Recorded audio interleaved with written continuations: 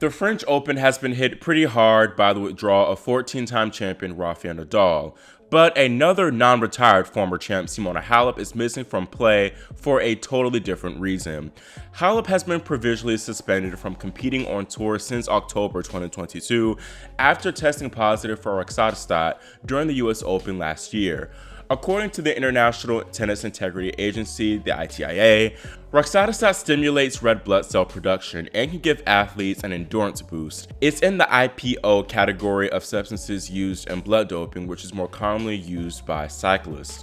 Simona, who had already shut down her tennis season back in September due to nasal surgery, called the positive test the biggest shock of her life. The former world number one also said that she felt completely confused and betrayed, but that she'll fight until the end to prove that she never knowingly took the drug. Halep currently faces a maximum 4-year ban under the World Anti-Doping Code. Her hearing was initially scheduled for February 28th, but was then postponed to March 24th because apparently the ITF needed more time for additional testing. However, that March hearing was also postponed, prompting Simo to break her silence in an April interview with tennis majors, claiming that she's been denied the right to be heard by an independent court. "I wanted to stay silent until the case would be solved, but now I feel the need to speak loud to my supporters, to the public, because I'm sure they really want to know why it's taking so long. Knowingly, I have not taken any banned substances because I'm a big supporter of clean sports and I've always been against doping. I've always been careful to check all the components of the supplements I take to make sure that everything is authorized." Halep says she had no idea what Roxadustat was before testing positive for it and initially didn't know how the substance entered her system. Simona said that she hired a team of experts who found that another legal supplement she took had been contaminated with a very low quantity of Roxadustat. She said that she sent that evidence to the International Tennis Federation in December, but they denied it.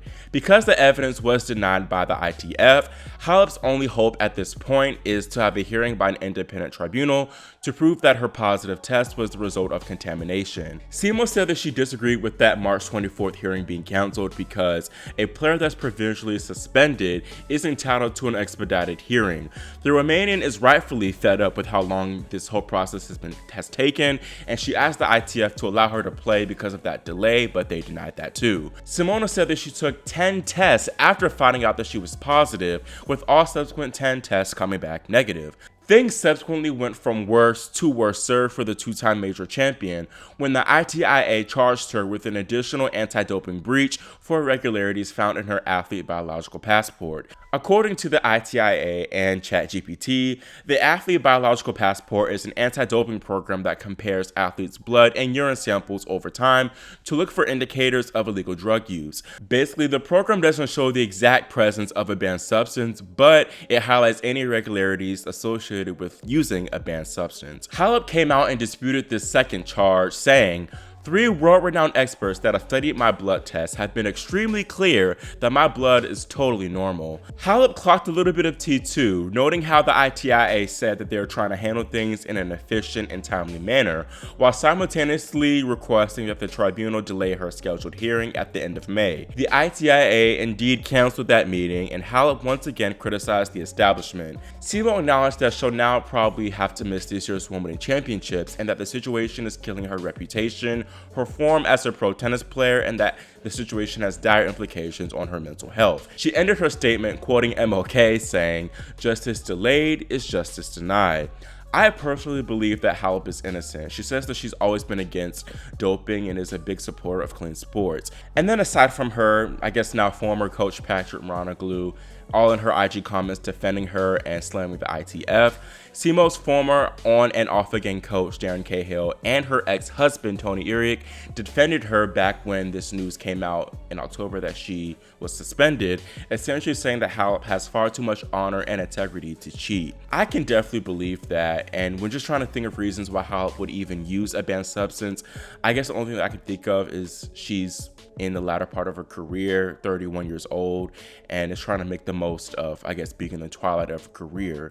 I know that Simo said that she considered retiring around the time of the 2022 Australian Open, but Patrick Moranoglu, he woke something up inside of her and motivated her to push for more big titles. Maybe she wanted that third slam a little bit too much, but I highly doubt that and agree that this is probably just an issue of contamination. Before, I was basically 100% Team Halep, and while I still believe that she's telling the truth, this second breach charge or doping charge is a bit suspicious, I'm not gonna lie. The passport breach charge is very serious and is far more serious than Maria Sharapova's meldonium ban, which sidelined her for 15 months after she tested positive for it in 2016. Long distance runner Joyce Shepkiri was handed a 4-year ban for an athlete biological passport discrepancy, so Halep can face probably an additional 4-year ban on top of the already 4-year ban that she's facing with this provisional suspension. All in all though, I really can't say that much about the situation, mainly because I don't know all the facts of the case, especially since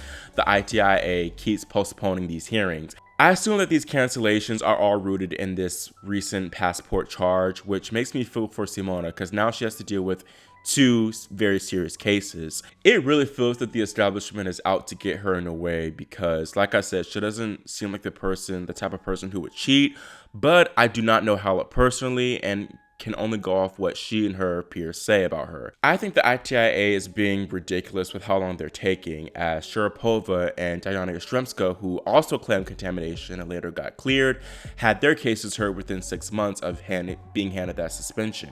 I personally think that the ITIA should do a better job at handling these type of cases because they're literally robbing players like Yastremska and Halep maybe of valuable playing time due to something out of their control, contamination. Still, I have to feel that Simona, she had pissed someone off because this isn't normal, and to me it seems like they're springing on the second charge to prevent her from ever playing tennis on the tour again. Halep is 31 years old, and at this age, time is money. She also plays a more physical brand of tennis too, so she might have 3-4 years tops left on tour.